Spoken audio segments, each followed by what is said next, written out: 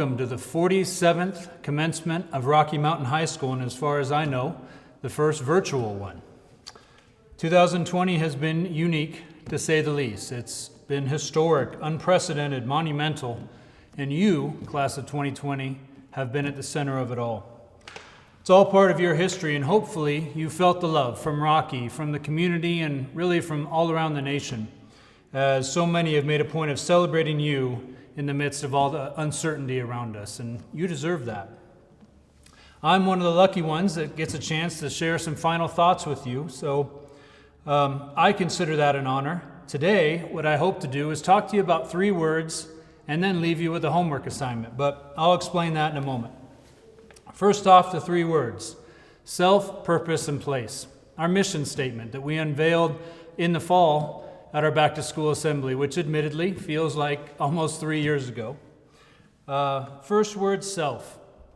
My hope is that you are a better version of yourself than when you walked in the doors of Rocky Mountain High School for the first time.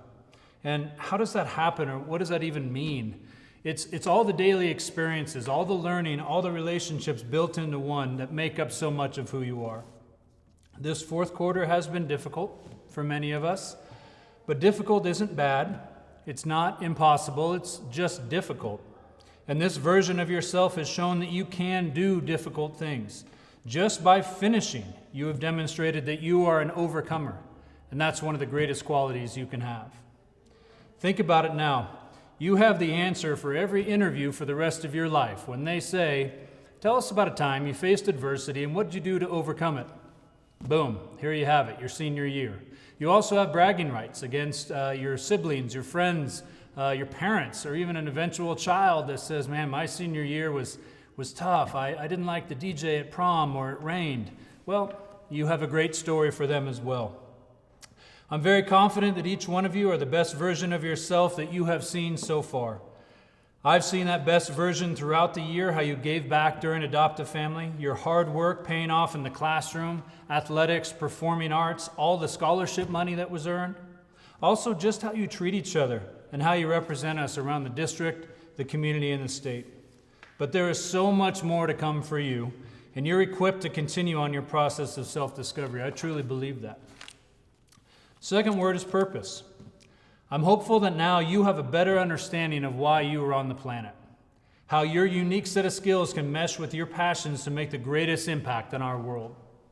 You have seen firsthand that life won't always be easy. You'll have to endure hardships. There'll be distractions along the way, but the key to minimizing distractions and achieving goals is always focusing on your purpose. It can be easy to lose sight and grow tired on the long days or all the adversity, but if you can maintain that purposeful focus and have the courage to create your own condition in the midst of life's challenges, then rain is just rain. Criticism is just words. Doubters are just inspiration, and remote learning during the last quarter of your senior year, it's just a unique part of your story. Trust me, the days are often long, but the years are short. Mental toughness and success often come gift-wrapped in failure, struggle, and fatigue. Stay locked in on your purpose, and the possibilities are endless for you. Lastly, place. We said it at the beginning of the year. Place has nothing to do with the walls of Rocky Mountain High School, and we certainly proved that fourth quarter. Even though we weren't physically here all fourth quarter, our foundation never changed. We'll be a school that's focused on the Lobo way, on being the good, on connections, making a difference, no matter what our circumstances are. And how about our incredible staff? A big part of what makes this place special. Thank you for all of your hard work, all your passion, and shifting largely overnight to a new model. We all appreciate you greatly and have certainly had a large impact on the class of 2020. As you go forward, take a piece of this place with you wherever you go and maintain that sense of pride. I'm hopeful that many of you will be moving on to new places you will call home, a job, the military, college. I hope they're meaningful as well, but nothing can replace this place. These memories. Once a Lobo, always a Lobo. Never forget that. I told you at the beginning I was going to give you some homework. It's one question. It's really a statement that I want you to complete. You won't be turning this in, but you will be asking yourself, hopefully, many times in the future until you can answer it with confidence. The statement is simple. I am. Your job, your homework, is to complete that statement. I am what? Only you can fill in that blank. What you put after those two words shape your reality. I am is the combination of your sense of self and your purpose. Those of you that thought right away, I am bored, I am hot, I am hungry, I am tired, may need to do a little more work digging deeper than that. Those of you that may have thought something negative when you heard that, I do that sometimes too. Listen to that and do some work there too. Don't process alone. It's too important a decision to handle just in isolation. Continue to ask yourself that question, as it will hopefully shift as you journey through life. It's essential that you decide the type of person you want to be, or someone else will decide for you. You will be in situations, especially over your next 5 or 6 years, that people will try to change you into what they want you to be. They do not have that control over you. You are uniquely you, and we need that best version of you. Decide who you want to be and pursue that relentlessly. I am. The sweet spot in life comes when you can accurately complete that statement with confidence. And answering that question doesn't just benefit you, we all need you. The following statement has never been more true. We cannot do what we've always done. We need your creative minds, your new ideas of how not just to adapt to all the change around us, but to lead us to a better place. Talking to you today is a great reminder and fills me with hope.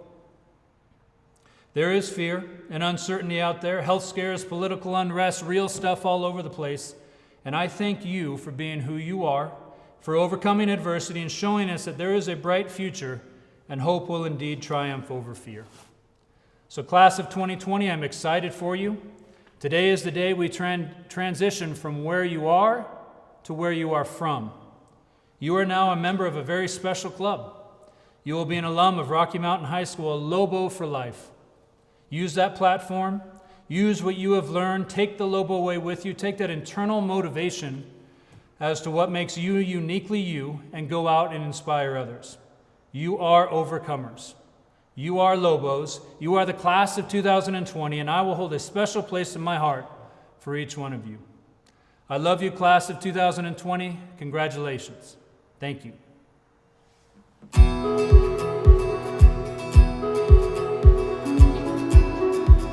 This is really going to be a story to tell. Go us! I am so proud of you. This senior year for you has just been epic, and you did it, and it's been hard. So congratulations for muscling through. You made it work, and you did it. I'm still proud of us all, and yeah, congrats. Congrats 2020 on making it this far. Hope the road ahead is well traveled. Congratulations, class of 2020. You rock, you did a great job, you persevered. You did it. Wishing you all the best in the future. Hi, class of 2020. You guys are absolutely rock stars. It's good that you have become resilient and adaptable as you go ahead and go forward with higher level schooling or with other life pursuits. You have worked hard for the past 12 years, and now you have the opportunity to shape your future. And your community is here supporting and cheering you on. I'm confident that you have what it takes to succeed no matter what the world throws at you. Take time, be grateful, and be thankful. You have persisted through historically challenging times, and you made it. If you can do this, you can do anything. I'm very proud of you for the adversity that you've endured and your ability to adapt, improvise, and overcome. So continue that in your path, in your future journeys, and you'll go far. If I could give you a little bit of advice, I'd ask you to be innovative, creative, energetic, forgiving, and above all, be kind. Be willing to adapt, be willing to improvise, and be willing to innovate. Be successful, have fun, and most of all, don't forget to vote. I wish you all the best. You have been persistent in a time of great change, and that is what you will need to do in the future. Go out and write your future. We need persons of your caliber, thoughtful, intelligent, compassionate people to go out in the world and help us make this a better place. Now go out there and change the world. Make it a better place. But know that we as parents are very proud of you. Continue to grow and follow your dreams. Your road was a difficult one, but you overcame adversity and and committed to finishing your education. We couldn't be more proud of you. We're excited to see what you do in the years to come, and we want to congratulate you on your great accomplishment. Great job. Graduation is just the beginning, and learning is lifelong. Congratulations to all of you. Congratulations, PSD Class of 2020. You're starting a new chapter in life, so go experience your life and try new things and live it up. Shoot for the stars, dream big. It's really crazy what you can accomplish when you believe in yourself. You each have put in years of hard work, and you should be tremendously proud of this incredible accomplishment. I look forward to seeing where you all go. Congratulations. Congratulations to all, and best of luck, Class of 2020.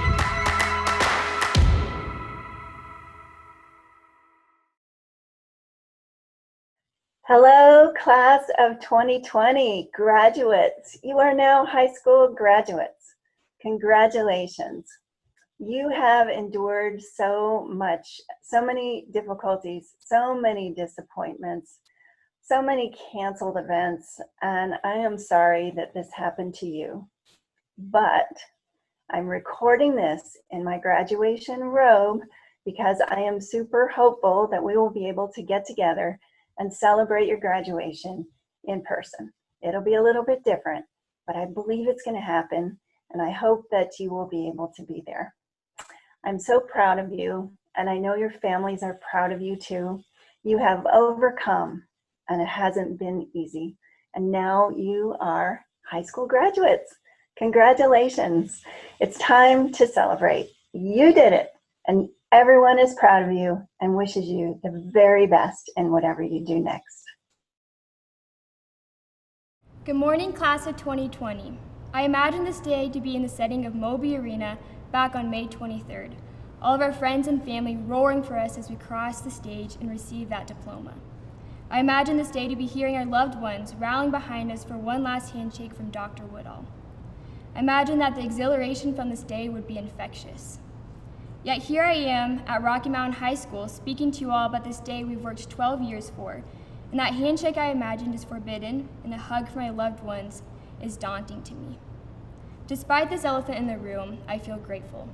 Grateful that we made it to this very day and we still managed to graduate. Congratulations to everyone.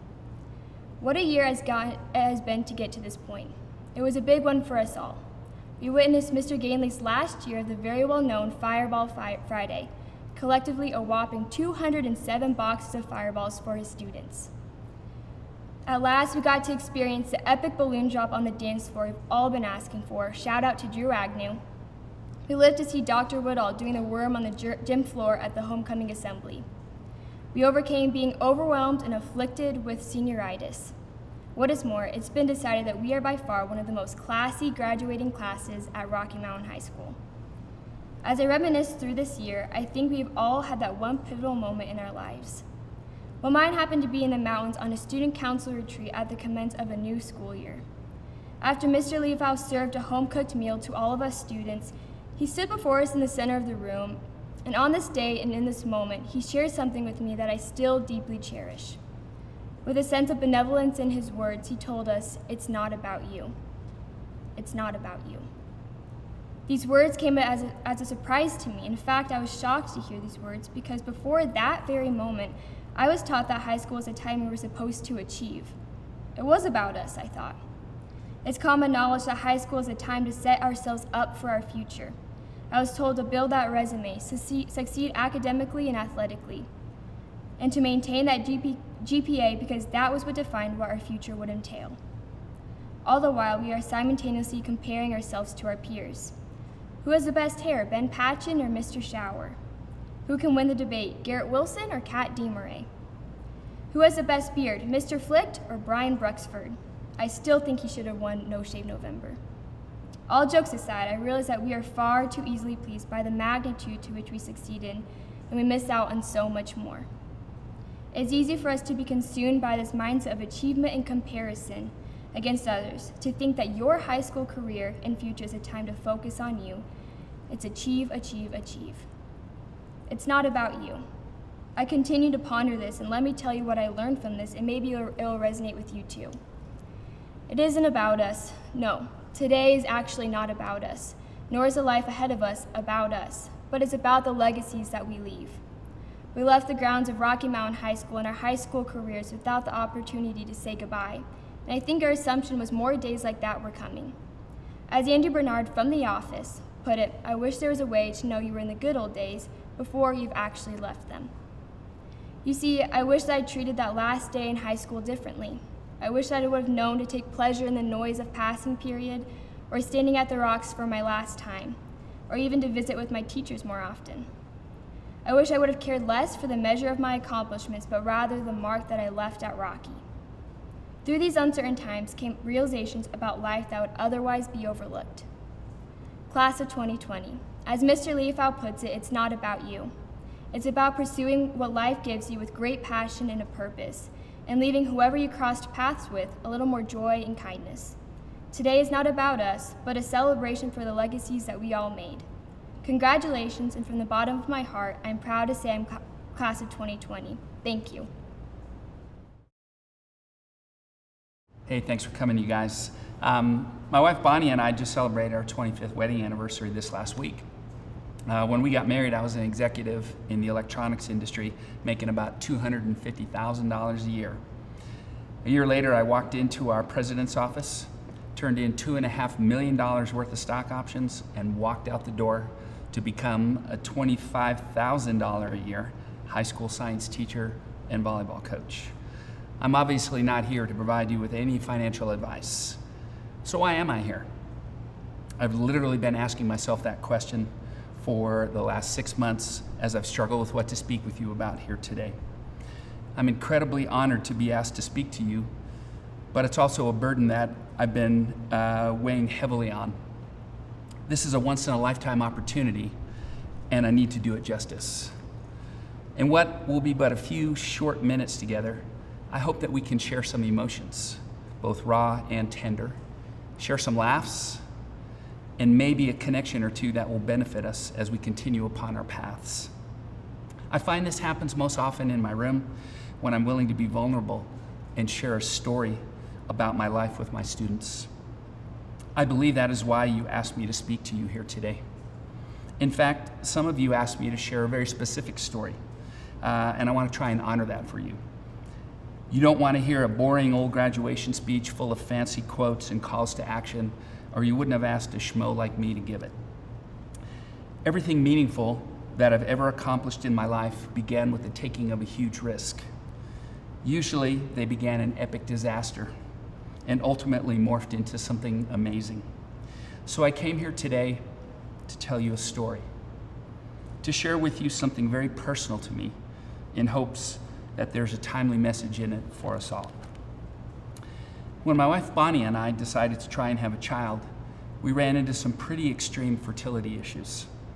We were told more than once we would never be able to conceive a child together. With years of medical help and some leading edge science, we were given the gift of a pregnancy.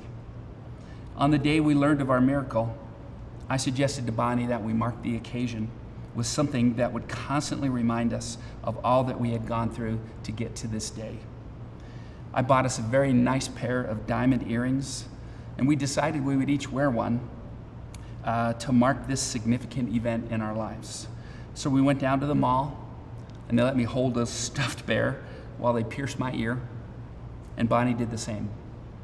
That day I swore I would never take that earring out. I was still wearing it 8 months later when I held my little daughter Sydney in those first few moments of her life. And I think for the first time in my life, I actually got that I was part of something bigger than myself. I was part of a family. Every one of the 1,000 times I threw, spun in the air, and caught my little daughter, I was wearing my earring. I was wearing it during each of those 10,000 times that I let her beat me in Pretty Little Princess, or she let me paint her face, or we painted each other's fingernails or toenails, or we ran naked through the puddles after a summer rainstorm.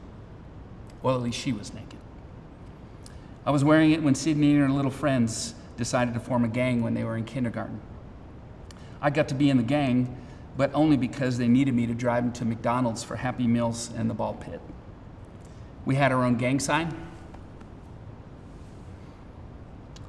The gang only lasted a couple of weeks, but I continued to flash the gang sign at Sydney at least once a week all the way through high school. Sydney went to high school right here at Rocky Mountain High School, and I'd see her in the hallways and I'd flash her the gang sign.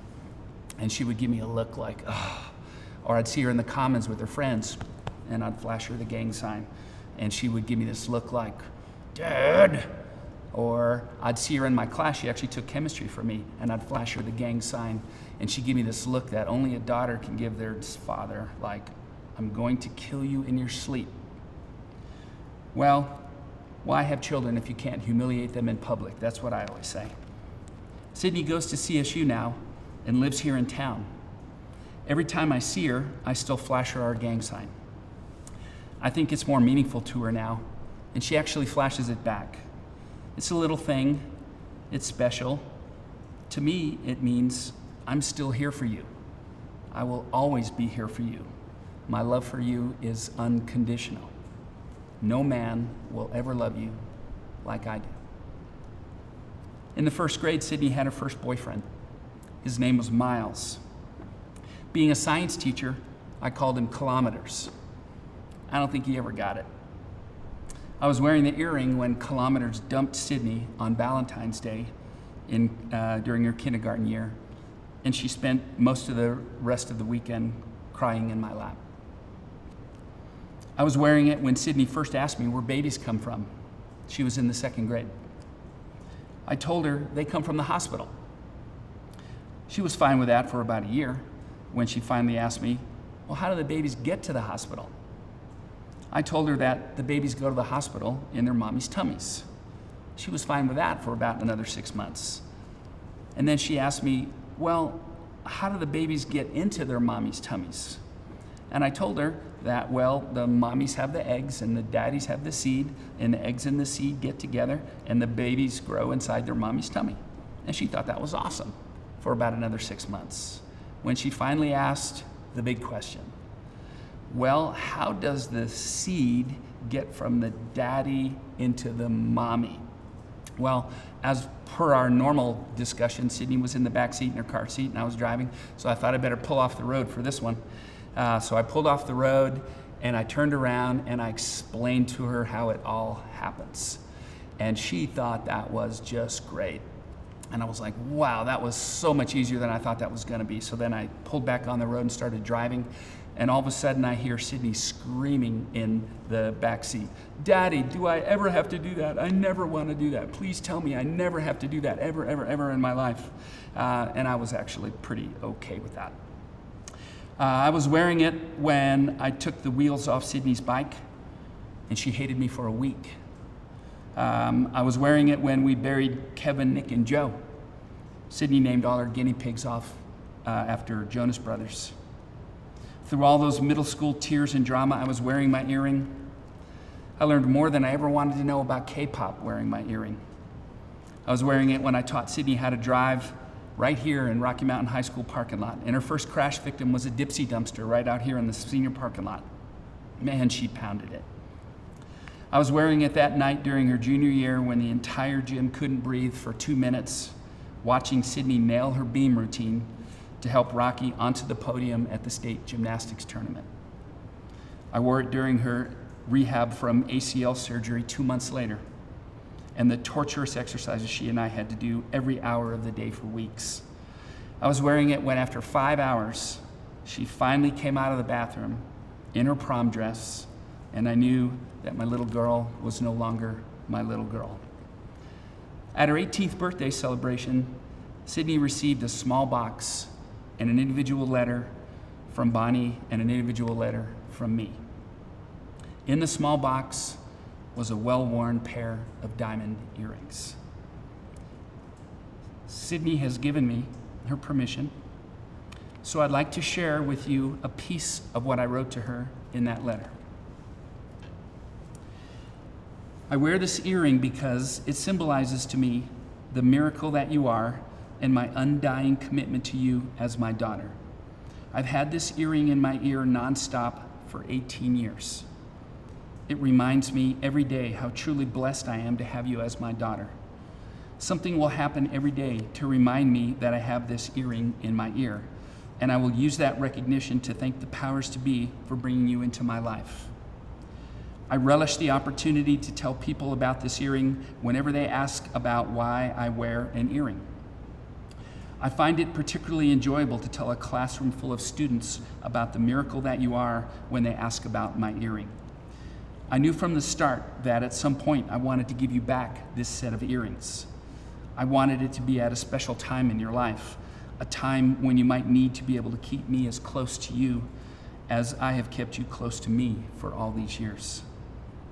In the last year, I've decided that this is the time. You have grown into a magnificent young woman, and you are starting the process of breaking the bonds that have kept you so close to Mom and I, and facing the world on your own with us more as a reserve strength for you. I knew this would happen one day, and I embrace it fully, but that doesn't make it any easier on me. With this set of earrings, perhaps a piece of me can always be with you, sweetie. And I hope that you will think of our first 18 years together whenever you wear them, and that they will provide you with the strength earned from all of our experiences together. The pair of diamond earrings that I truly hope Sydney wears nowadays represents all the major life lessons we learned together as a father and daughter, all that I hope she has really learned on her way to adulthood. When she chooses to wear them and I see her, well, I just know she's going to be okay. Here at Rocky, we're constantly trying to help you create your own set of earrings. Throughout all the experiences you've had during your 4 years together with our Lobo family. When I tell people that I work at Rocky, their first question is often, what do you teach? Or what do you coach? My response is always the same: life. I'm supposed to be the AP chemistry teacher and the head volleyball coach here at Rocky, but the three main things that I hope my students and athletes are learning are, number one, their personal integrity is their most valuable asset and they need to treat it as such. Number two, there are a few obstacles in life that they cannot overcome with some planning, some hard work, and a little bit of courage. And number three, they'll get a lot farther in life working as a team than they will going it alone. Things that I think are going to help them for the rest of their lives, no matter what path they choose. Things we here at Rocky call self, purpose, and place. The common bond of all the people in your circle of influence is that we've all been working together to help each of you create your own set of earrings. Your parents, your grandparents, your siblings, your friends, and yes, your teachers, your counselors, your administrators, and your coaches here at Rocky. We have all contributed to the collection of growth experiences that represents your set of earrings. The magic of this place that we all call Rocky probably will not become obvious to you until you've traveled down your path a little more. We get that. This is why we're sending you out of here with a metaphorical set of earrings of your own. It's our sincerest hope that you choose to wear them. Thanks for listening, you guys.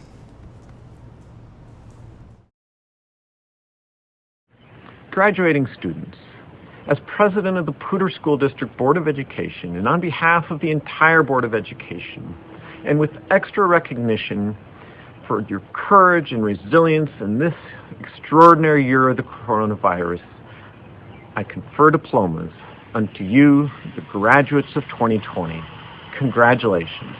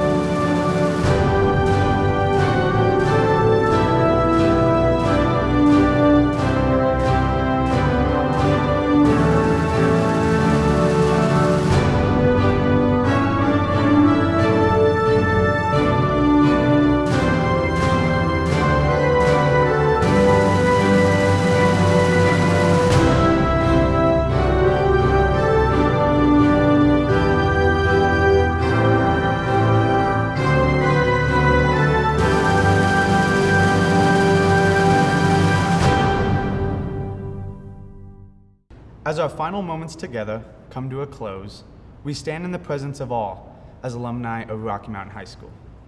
She's our kindly mother, our alma mater, and we, her cherished sons and daughters. This commencement exercise does not mean, as many wrongly think, the breaking of ties and the beginning of a life apart. Instead, it marks our initiation into the fellowship of adulthood. As holders of her diploma, we represent to the world the bearers of her message and the promoters of her spirit. Rocky Mountain High School is not the campus, nor its buildings, not the faculty, and not the students at any one time, not one of these or all of these. Rocky consists of all who come into and go forth from her halls, who are touched by her influence and who leave her with hopes and dreams. What this high school proposes to be, what it must always strive to be, is represented by the hood of achievement I wear and the symbolic torch I carry on behalf of all of us. If its imaginary flame burns in us and from us, who can measure our power to illuminate the darkness? We go forth from Rocky Mountain today, but with her torch and our memories, we shall ever be part of her. My amazing class, I want to start off by congratulating all of you for what you have accomplished. We've had a very tough end to our high school career, but do not dwell on what we have lost. Instead, think about what we have obtained, the memories that we have had, the education that we have gained, and the big goal that we all achieved, graduating high school. Albert Einstein once said, "In the middle of difficulty lies opportunity." High school is a great part of your life, but move on from the sad end that we had, because we have the opportunity to be one of the most successful classes this world has seen. So take that opportunity and find what you're passionate about. Do not listen to what society thinks you should be. Be yourself. That is the only way this world is going to progress. Through the passion and independence that we can have, this world will be full of hard work and efficiency. I want to thank all of you for making the past 4 years the best years of my life. You have given me memories that I will remember, and we have all left our mark on this amazing school.